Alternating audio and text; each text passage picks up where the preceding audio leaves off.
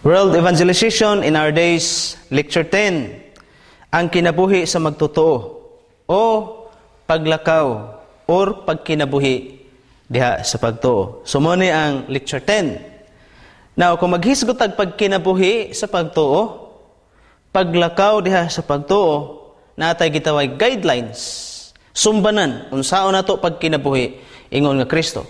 Ingon nga mga sumusunod ni Ginoong Hesukristo. Now, ang Dios makita nato nga naghatag og kanang gitawag kasabutan dito kang Adan. Og kadto gitawag to siya kanang gitawag kasabutan sa mga buhat or covenant of works. Dinhi kaduha ang Dios naghatag kanang gitawag bag-ong kasabutan diha sa grasya or pinagi sa grasya. Now, ang daang kasabutan, gitawag to siya kasabutan sa mga buhat tungod kay ang Dios nag-required, ang Dios nagakinahanglan o kanang gitawag kumplito nga pagtuman sa yahang kabubuton or sugo. Munang gitawag to siya covenant of works. O niya, gihatag to niya sa tao aron mahimong guidelines ug sumbanan unsaon nila pagkinabuhi dito sa panganaay gidili sa Dios, katong maong bunga gidili sa Dios, sa pagkaon sa tao diha sa Genesis chapter 2, 16 to 17, gidili niya pagkaon ang usa ka punuan sa kahoy. Mao kato ang simpleng kasabutan. Unya ang Dios nagdemand nila, nila gitawag pagtuman. Mo nang gitawag to siya covenant of works. Now, ang covenant of grace, makita nimo ang kasabutan sa grasya, makita nato nganong gitawag ni siya grasya tungod kay kini musangpot sa kaluwasan. Apan kining maong kasabutan sa kaluwasan, dili pinagi sa buhat sa tao nang gitawag ni siya covenant of grace, tungod kay ang covenant of grace naghisgot man ni siya mahitungod sa Misaya, sa iyang trabaho sa pagtubos kanato, naghisgot ni mahitungod sa iyahang pagkatao, sa iyahang pagantos, sa iyang kamatayon, sa iyang pagkabanhaw, pagbubo sa balang Espiritu Santo, o sa iyang ikaduhang pagbalik. Sumao ni ang unod sa covenant of grace nga atong makita kining tanan buhat ni Ginoong Hesukristo ingon nga Misaya ug siya ang atong manluluwas nga kun ang tao mosalig kang Ginoong Hesukristo ingon nga Dios manluluwas siyang kinabuhi makaangkon sa kaluwasan. Mao nang gitawag ni siya covenant of grace tungod kay ang tao kinahanglan lang motuo kan Jesus Christ ug maangkon niya ang kaluwasan. So mo nang gitawag na siya grasya. Apan nato makita nga sa dihang ang Dios mihatag kang Adan sa guidelines kung sa iyang buhaton, sa dihang ang Dios mihatag kang Adan og covenant aron mahimo nilang kasabutan nga moy sundon gyud ni Adan. Apan ang nahitabo nga misupak si Adan sa pagpakigsaad niya nato sa Dios. Iyang gisupak diha sa Genesis chapter 3 verse 6 nga ato makita nga din ang babae gitintal sa bitin nga mao si Satanas. Og mikaon ang babae og lakip na si Adan, mikaon. Niadto nga time ato makita nga silang duha misupak sa ilang pagpakigsaad ngadto sa Dios.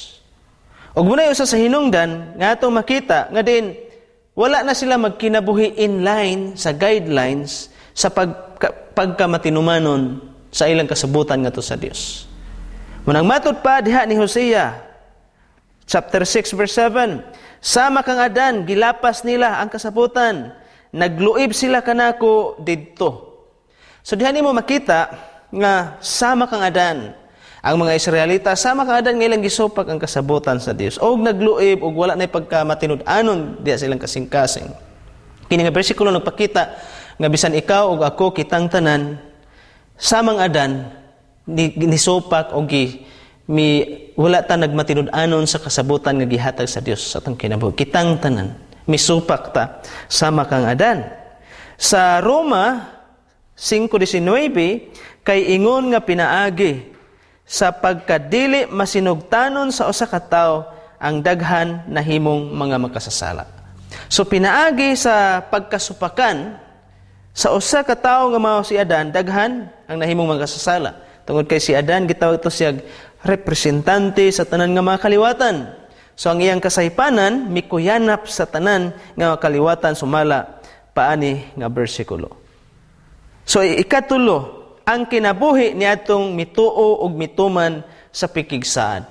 Now kung maghisgot ta sa atong pagkinabuhi or atong kinabuhi ingon nga nagtutuo o nagmatinumanon sa pagpakigsaad ngadto sa Dios. Sumala pa diha sa Roma 1:5, unsa may giingon din ha?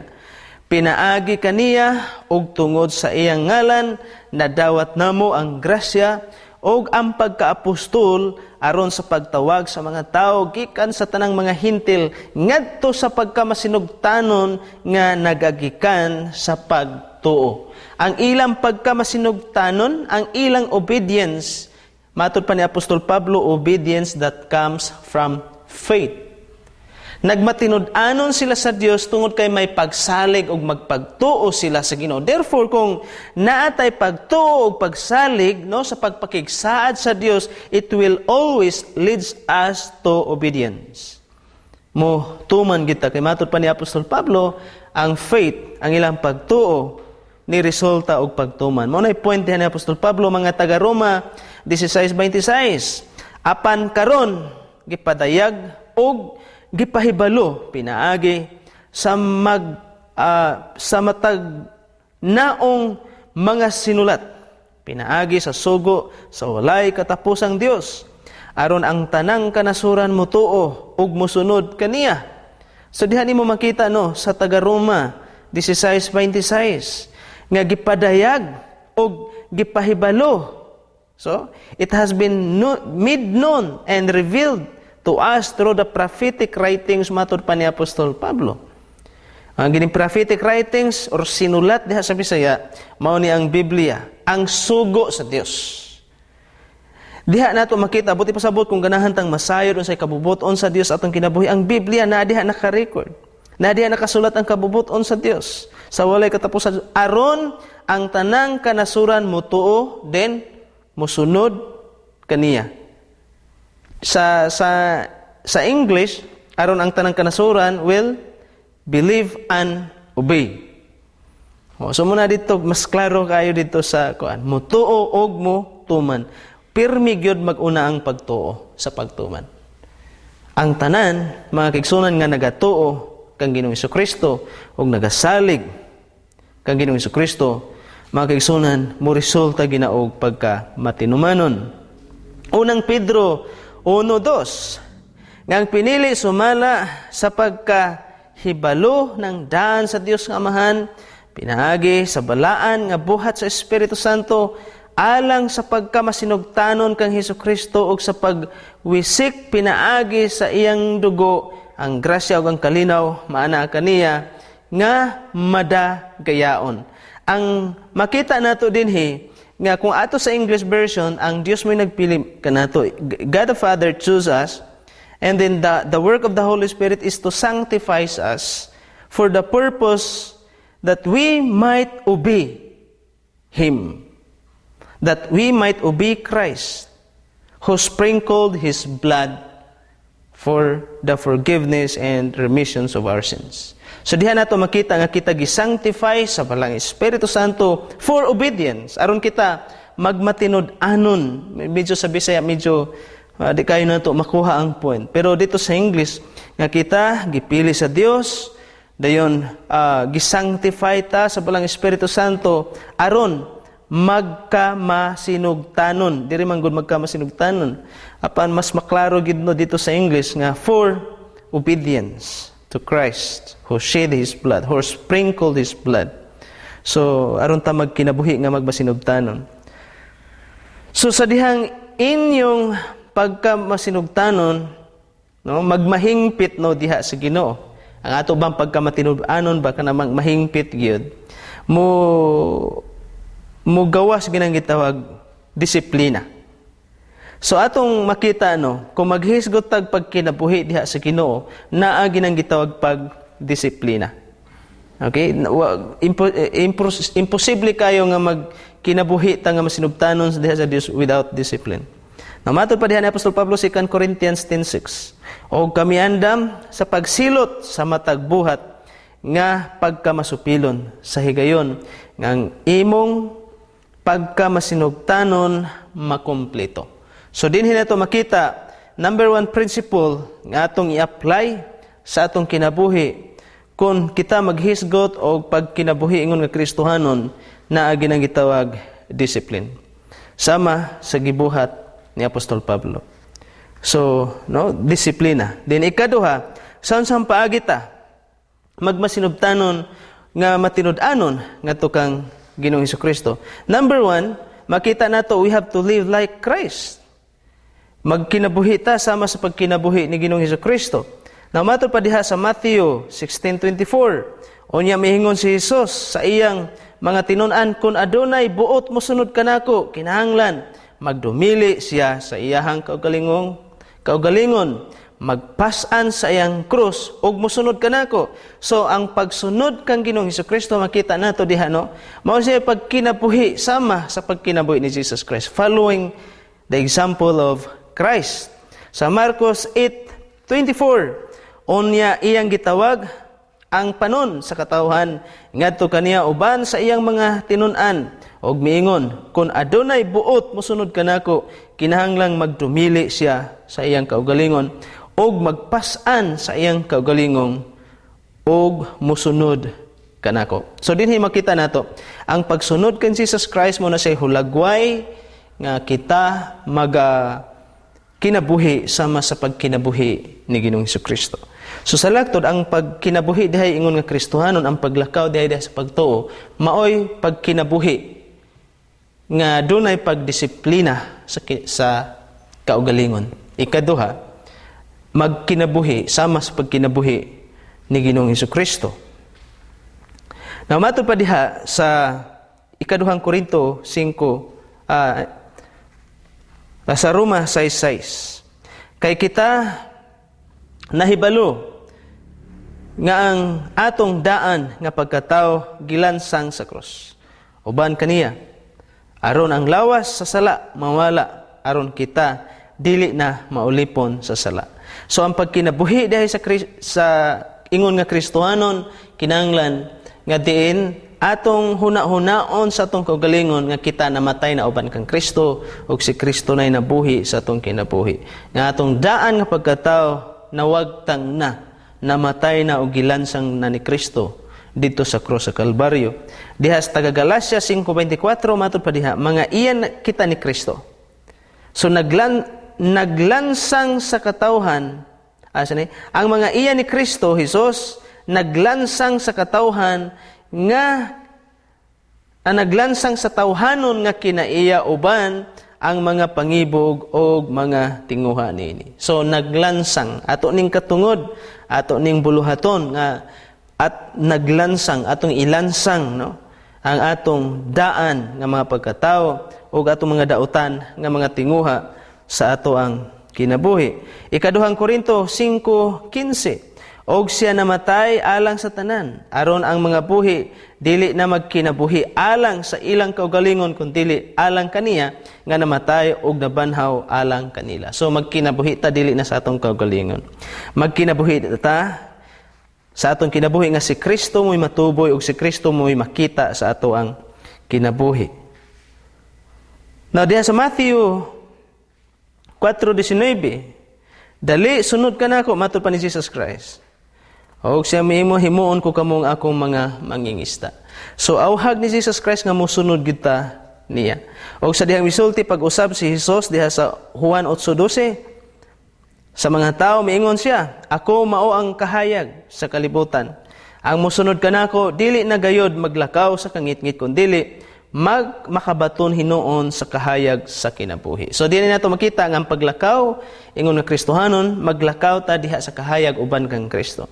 Og dili na kita maglakaw diha sa kangit-ngit sa pagkadautan.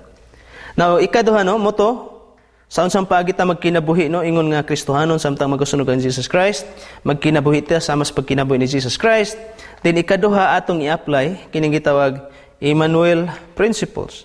Now, ang Emmanuel Principles, ang gipasabot niini, nga kita magkinabuhi, uban kang Kristo, diha kang Kristo, og magalihok kita sumala sa giya ug lamdag sa pulang Espiritu Santo. Nga dili ta magkinabuhi sa atong kaugalingon. So, diha nato makita, no, nga para nata kang Kristo, magkinabuhi ta diha uban kang Kristo, og magkinabuhi ta sumala sa dikta o giya sa balang Espiritu Santo sa itong kinabuhi. Na atong basahon ng mga bersikulo diha sa Juan 14:16 ngadto sa 17. Og ako nangayo sa Amahan og siya maghatag kaninyo og laing magtatambag nga magauban kaninyo hangtod sa kahangturan. So dinhi ato makita nga diin mag-uban ang maong magtatambag nga maong balang Espiritu Santo sa atong kinabuhi hangtod sa kahangturan. So muna kung maghisgot kag Emmanuel, He is with us until the end. Not the end, until eternity. Hangtod sa walay katapusan, matod pa din ha. So ang pulong Emmanuel nga magpuyo ta sa Dios sa tanang higayon. Alang sa Dios ug diha lang gid kaniya. So buti pasabot nga din kanang pulong Kurandio, magkinabuhi ta diha sa presensya sa Dios. Nga dapat huna-hunaon nato, uban man nato ang Dios, nga naa siya, tanan natong gibuhat nato atubangan sa iyahang himaya.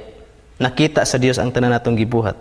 So ang espiritu sa kamaturan, ang kalibutan, dili makadawat kaniya tungod kay kini, dili makaila kanila, makakita kaniya, ni makaila kaniya, apan kamo nakaila kaniya, kay siya nagapuyo uban kaninyo og maanaa kaninyo. So nakailat ang Dios tungod kay nagpuyo kanato ang Holy Spirit. So nagpuyo siya nato muna Emmanuel. Nagpuyo siya na nato muna magkinabuhi ta para sa Dios, uban sa Dios, o para nata sa palang Espiritu Santo. Mga taga Roma 14:8, kung kita buhi, matod pa diha, kita nabuhi alang sa Dios. O kung kita mamatay alang sa Ginoo. Busa buhi man kita o patay, iya kita sa Dios. Kini dinhi gipakita nga bisag unsay mahitabo tong kinabuhi, kung mabuhi ta para sa Ginoo, kung mamatay ta para sa Dios. Busa kung mabuhi ta o mamatay para ta sa Ginoo, magpabilin ta diha sa Dios. So nganuman, ang Dios dili siya mobiya nato. Munang magkinabuhi ta sa tanang higayon, uban gyud sa Dios. Mga unang taga Korinto, 10:31, sabisan busa bisan mukaon kamo or moinom o bisan unsa ang inyong buhaton, buhata kining tanan alang sa kahimayaan sa Dios. Imagine bisan sa atong buhaton, mukaon, moinom, higda, matulog, mulakaw, bisan magdula, bisan asa ka nga higayon, bisan sa trabahoanan, eskwelahan, sa bisan asa nga dapit, buhatang tanan para sa kahimayaan sa Dios. Pwede na natong buhaton. Nganuman, bisag magdula ta, bisan asa ta mo ato, trabahoanan, eskwelahan, kanang Emmanuel principle nga ang Dios na ginatuoban pirmi. Munang bisag unsay atong buhaton, himayaan ang Dios. Buhata ang tanan para sa kahimayaan sa Dios. So mutuo ug mosunod sa pagpakigsaad sa iyahang ikaduhang pag-anhi. Mao ginatong buhaton, dapat ta mutuo ug mosunod, mutuman sa kasabutan sa iyang ikaduhang pagbalik.